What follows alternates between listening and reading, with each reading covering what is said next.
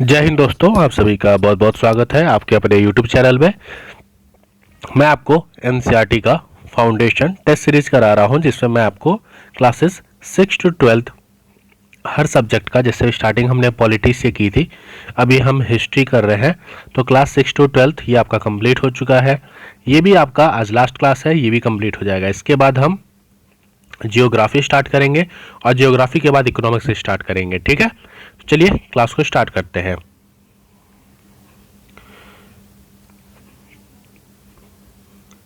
पहला क्वेश्चन है हमारा, E2E इंस्क्रिप्शन के संदर्भ में निम्नलिखित कथनों पर विचार करें।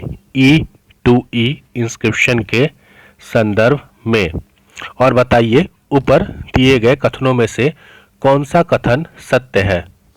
E2E का मुख्य सिद्धांत प्रेषक से प्राप्तकर्ता तक डेटा को एन्क्रिप्ट करना है, जिसे यह किसी और के लिए पहुंच योग्य नहीं होता है। आपने ये इंस्क्रिप्शन अपने व्हाट्सएप पे देखा होगा। व्हाट्सएप जैसे इंस्टेंट मैसेजिंग ऐप उपभोक्ता संदेशों को सुरक्षित करने के लिए E2E का उपयोग करते हैं। ये कथन सत्य है। पहला कथन भी आपका सत्य है। उपभोक्ताओं के लिए E2E इंस्क्रिप्शन का प्राथमिक लाभ तेज डेटा ट्रांसमिशन गति है। नहीं, ये कथन आपका गलत है। उपभोक्ताओं के लिए E2E इंस्क्रिप्शन का प्राथमिक लाभ उच्च स्तर की डेटा गोपनीयता है, ट्रांसमिशन नहीं है। क्लियर? तो ये गलत हो जाएगा। तो सिर्फ 1 और 2।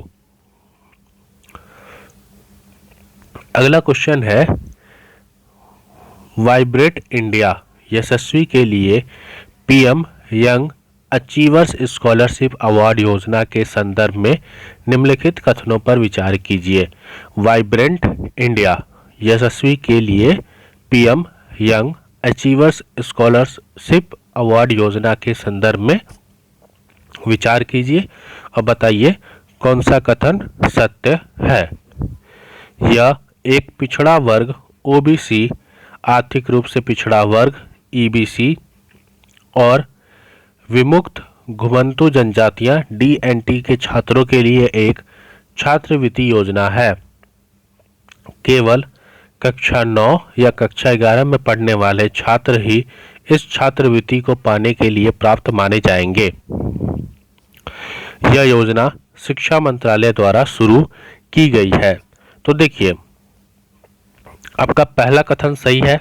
ये OBC, EBC और DNT के छात्रों के लिए है।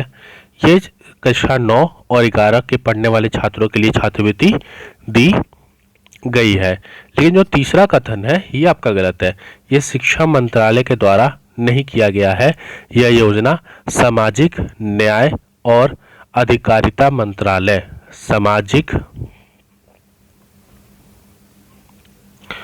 सामाजिक न्याय और अधिकारिता मंत्रालय के द्वारा। ठीक है, तो ऑप्शन 1 और 2 आपका सही है। प्रधानमंत्री सूर्योदय योजना निम्नलिखित में से किस चीज से संबंधित है। प्रधानमंत्री सूर्योदय योजना, तो आप सभी को पता है यह सोलर से है, छत पर लगे सोलर पैनल से है। ये बैडमिंटन में हाल ही में इंडिया ओपन 2024 महिला एकल का खिताब किसने जीता है।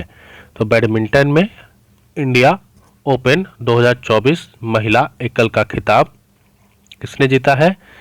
ताई तू यिंग ने। चीनी ताइपे की दिग्गज बैडमिंटन खिलाड़ी ताई तुजू यिंग ने शानदार खेल का प्रदर्शन करते हुए इंडिया ओपन 2024 महिला एकल का खिताब जीता है। और ये हुआ कहाँ पे था? न्यू दिल्ली के KD जाधव इंदौर हॉल में हुआ था। केंद्रीय मंत्रिमंडल ने हाल ही में सूचना प्रौद्योगिकी क्षेत्र में सहयोग के लिए किस देश के साथ समझौता ज्ञापन को मंजूरी दी है। केंद्रीय मंत्रिमंडल ने सूचना प्रौद्योगिकी क्षेत्र में सहयोग के लिए ओमान के साथ समझौता किया है और यह MOU 3 वर्षों की अवधि के लिए किया गया है। इसके तहत G2G और B2B दोनों द्विपक्षीय सहयोग को बढ़ाया जाएगा। ठीक है, गवर्नमेंट टू गवर्नमेंट और बिजनेस टू बिजनेस। निम्नलिखित में से किसे जनक नायक के नाम से जाना जाता है? तो जनक नायक के नाम से कर्पूरी ठाकुर। कर्पूरी ठाकुर एक समाजवादी नेता थे और बिहार के ये 2 बार सीएम रह चुके हैं, 2 बार। कहाँ के? बिहार के। ठीक है, एक 1970 लिख भी देता हूँ मैं यहाँ पे, 1970 से 71, और दूसरा इनका कार्यकाल था 1977 से लेकर 79 तक। ठीक है, इन्होंने गरीबी हाशिए पे मौजूद लोगों के हित के लिए लड़ने के लिए याद किया जाता है। इन्हें जननायक, लोगों का नेता की उपाधि मिली है और हाल ही में इन्हें भारत रत्न भी मिला है। भारत रत्न भी मिला है, तो ये चीज़ भी याद रखिएगा। ठीक है, ये पोर्शन थोड़ा ऊपर कर देता हूँ। यहाँ लिख देते हैं इनको भारत रत्न भी मिला है। क्लियर? इनको मरणोपरांत भारत रत्न मिला है। चलिए आगे बढ़ते हैं। भारत रत्न पुरस्कार के संदर्भ में निम्नलिखित कथनों पर विचार करें। तो हमें भारत रत्न के पुरस्कार के संबंध में बताना है कौन कौन से कथन सत्य हैं।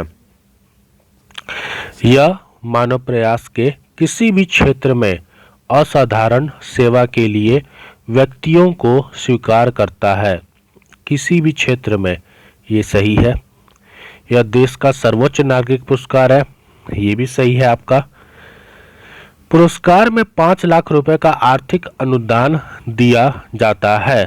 तो भारत रत्न एक मानद पुरस्कार है, इसमें कोई भी मौद्रिक मुआवजा शामिल नहीं होता है, तो ये आपका गलत हो जाएगा। संविधान के अनुच्छेद 18 क्लॉज 1 के अनुसार पुरस्कार का उपयोग प्राप्तकर्ता के नाम के उपसर्ग या प्रत्यय के रूप में नहीं किया जा सकता, तो ये कथन भी आपका सत्य हो जाएगा। क्लियर? तो सिर्फ तीसरा गलत है क्योंकि अनुदान नहीं दिया जाता। आगे बढ़ते हैं। जल जीवन मिशन के संदर्भ में, जल जीवन मिशन के संदर्भ में निम्नलिखित कथनों पर विचार करें। जल जीवन मिशन, और बताइए कि सत्य कथन इनमें से कौन सा है। इसका प्राथमिक लक्ष्य है भारत के प्रत्येक ग्रामीण परिवार को व्यक्तिगत घरेलू नल कनेक्शन FHTC के माध्यम से सुरक्षित और पर्याप्त पेयजल उपलब्ध कराना। ये सही है।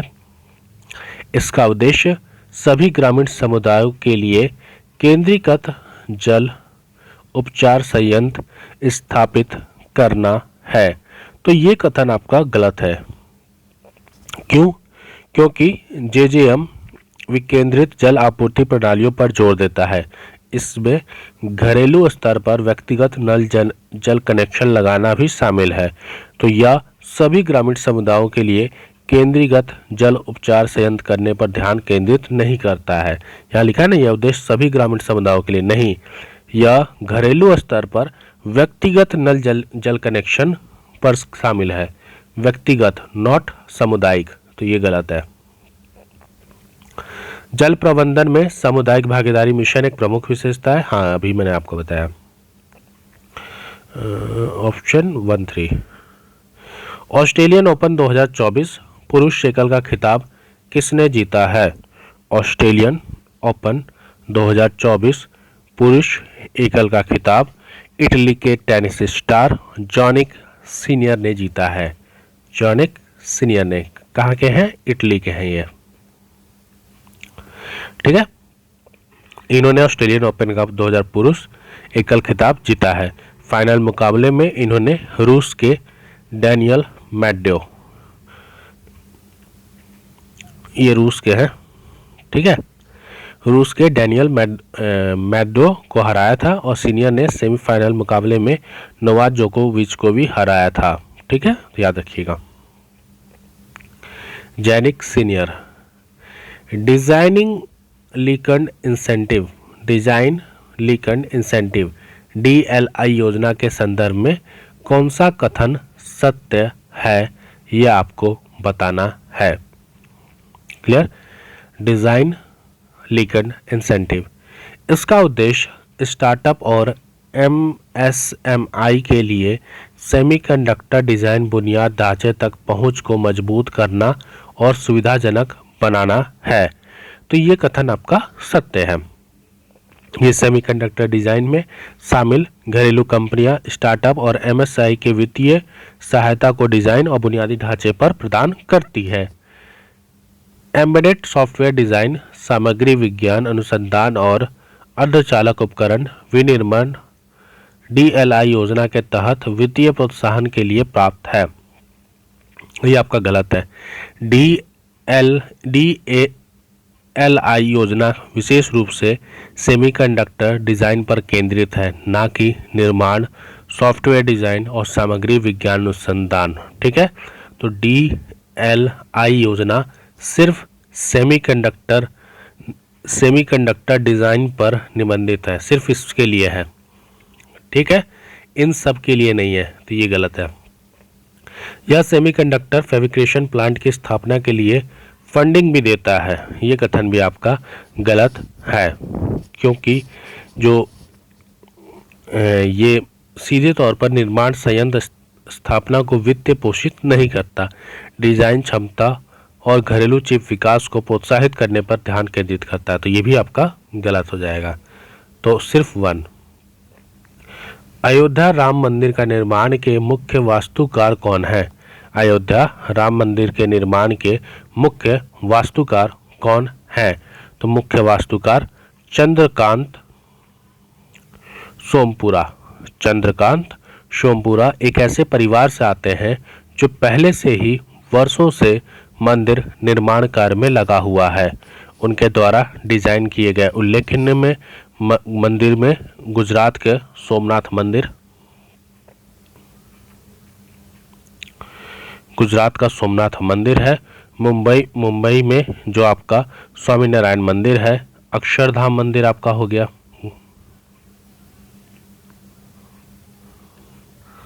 ये गुजरात की बात कर रहा हूं मैं, गुजरात। ठीक है, और कलकत्ता का जो बिरला मंदिर है वो शामिल है। इसीलिए मुख्य वास्तुकार चंद्रकांत सोमपुरा है।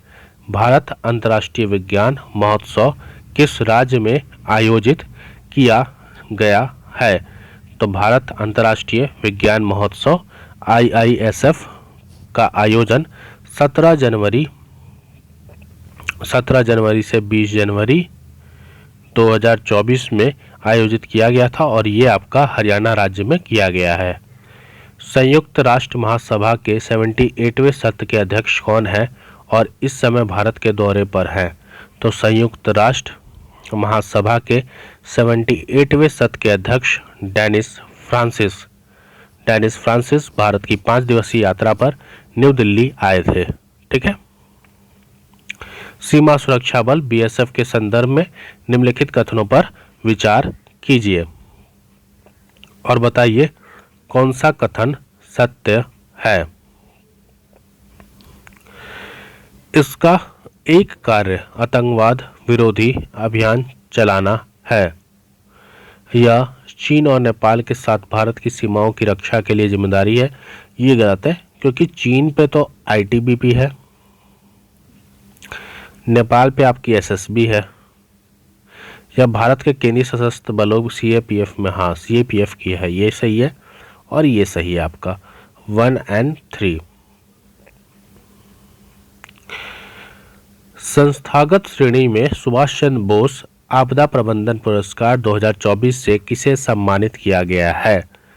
तो संस्थागत श्रेणी में सुभाष चंद्र बोस आपदा प्रबंधन पुरस्कार 2024 से किसको किया गया है?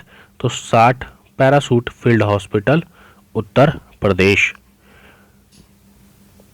वर्ष 2024 के सुभाष चंद्र बोस आपदा प्रबंधन पुरस्कार के लिए 60 पैराशूट फील्ड हॉस्पिटल को चुना गया है।